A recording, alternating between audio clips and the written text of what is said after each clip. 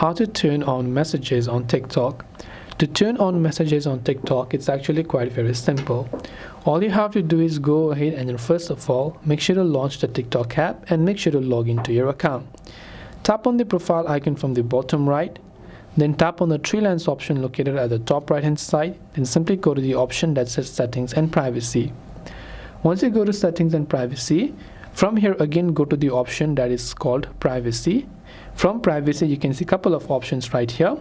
Now what you've done is simply scroll down and simply look for the option that says messages. So you can see direct messages. Currently I have allowed everyone to message me, but what I can do is I can simply turn this on and I can select allow direct messages from. I can set this to suggested friends, or nobody, or everyone. So based on what you want to do, if you want to allow the messages, just tap on everyone and messages will be turned on. So I hope that this video helped you out. If you have got any further questions, feel free to also leave them down in the comment section below.